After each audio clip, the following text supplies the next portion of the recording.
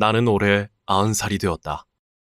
70살에 전 재산을 잃고 시작한 번역일이 책으로 200권이 넘는다. 90살에 쇼펜하우어와 니체 책을 편역한 책들은 운이 좋게도 10만 부가 넘게 팔린 베스트셀러가 되었다. 어느새 주름이 가득한 백발의 노인이 되었다. 죽음을 생각할 수밖에 없는 나이. 삶의 끝이 오니 보이는 것들이 있다. 1. 90년 인생에서 가장 후회되는 것. 부끄러운 이야기지만 나는 인간으로서의 기능을 한 가지 상실해버렸다. 방광 기능을 상실해 자발적으로는 소변을 보지 못한다. 치료를 받기 위해 대학병원에 입원했다. 병실에는 나처럼 늙은 육신 천지일이라 생각했다. 한데 새파랗게 어린 친구가 2명이나 있었다.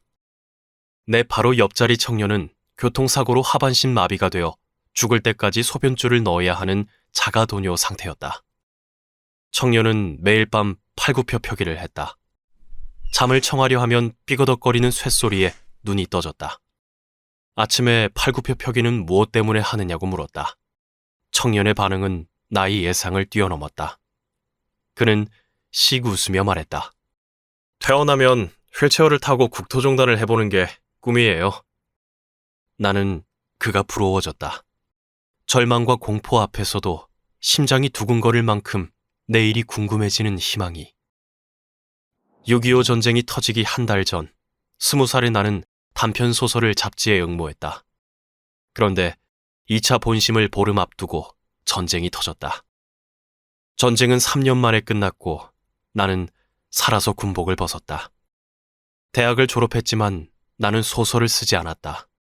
꿈을 좇는 이들을 비웃으며 직장을 구했다.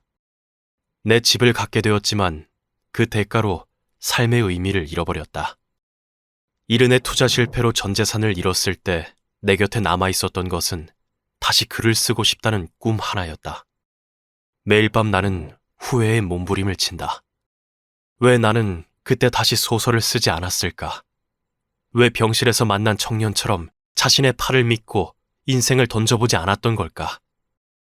그래서 지금도 후회하고 아파하며 삶의 끝자락에서 떠나버린 꿈이라도 되돌려볼까 아직 내 손이 닿지 않은 흰 종이 한 장을 찾아 헤매는 중이다. 2. 따로, 하지만 같이 사는 부부. 나는 우리 부부가 이렇게 싸우면서도 끝내 이혼하지 않고 40년 넘게 해로한 것을 자랑하고 싶다. 책 읽고 빈둥대길 좋아하는 나와 당차고 생활력이 있는 아내가 만났으니 신혼 초부터 빚어지는 갈등은 예사롭지 않았다. 아이가 생기고 삶의 풍파를 헤쳐나가야 하는 시기에는 네 탓이다, 네가 틀렸다는 질책과 급기야는 격한 몸싸움을 하기도 했다. 수십 년을 그리 부대끼며 치열하게 살아도 끝내 달라지지 않는 것이 있었으니 천성과 인생관이다. 아내는 늘 주변의 사람들이 끊이지 않는다. 나는 아내처럼 타인과 교류하는 것이 불가능했고 아내는 내가 사색에 잠기는 시간을 이해하지 못했다. 부부는 1 더하기 1은 2가 아니라 1 더하기 1은 1이 되는 공식이다. 내 삶의 반을 내어주지 않고서는 결코 유지될 수 없다. 서로의 다른 천성과 인생관은 나이 들어 내가 집에 있게 되면서 더 심각한 상황들을 만들어내기 시작했다. 10년 가까이 나는 서재에 틀어박혀 나오지 않았고 아내는 외부 활동에 열을 올렸다. 서로가 무엇을 하는지 관심이 없었다. 어느 날 아내로부터 뜻밖의 제안을 받게 되었다. 시골 한적한 곳에 집을 짓고 마음 편히 글을 써보는 게 어떻겠냐고 했다. 우리는 삶의 방향이 다르니 조금 떨어져 지내더라도 각자 에너지를 발산하고 싶은 곳에 써보는 편이 낫지 않겠느냐는 말이었다. 부부가 함께 지내며 행복하다면 그보다 좋을 수는 없겠지만 세상에는 우리 부부처럼 타고난 천성과 인생관이 다른 경우도 많다. 결혼이라는 형식 속에서 완수해야 할 사명을 끝마친 후에도 서로의 보폭이 좁혀지지 않는다면 각자의 인생이 좋은 방향으로 나아가게 돕는 것 또한 수십 년 세월을 투덕거리며 살아온 부부이기에 가능한 사랑이라고 믿는다. 원고를 다 쓰면 나는 아내에게 제일 먼저 메일을 보내 읽어보게 한다. 아내는 내가 외로울까 수시로 내려와 머물다 간다. 그렇게 우리는 각자의 자리에서 부부로서의 미래를 계획하며 여전히 노력 중이다. 3.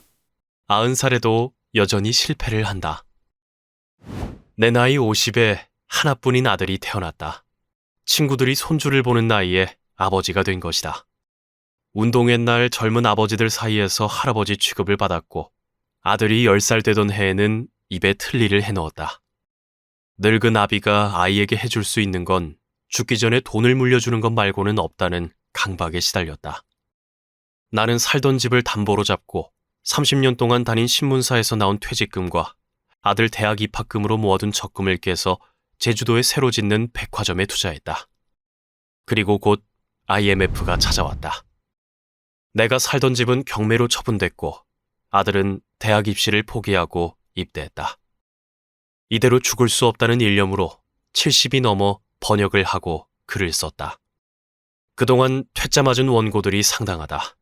특히 쇼펜하우어에 관한 원고를 완성하는 데는 1년 6개월이라는 시간이 소모되었지만 모든 출판사에서 퇴짜 맞았다.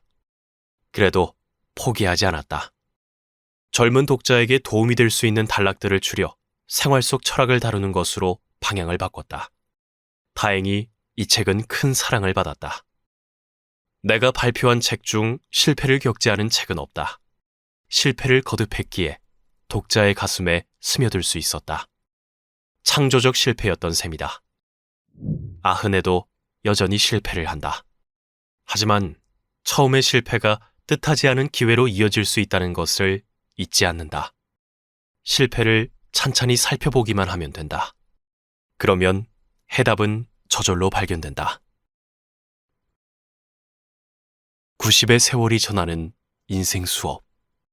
문이 닫히면 어딘가 창문은 열린다. 이 콘텐츠가 도움이 되었다면 구독과 좋아요를 눌러주세요.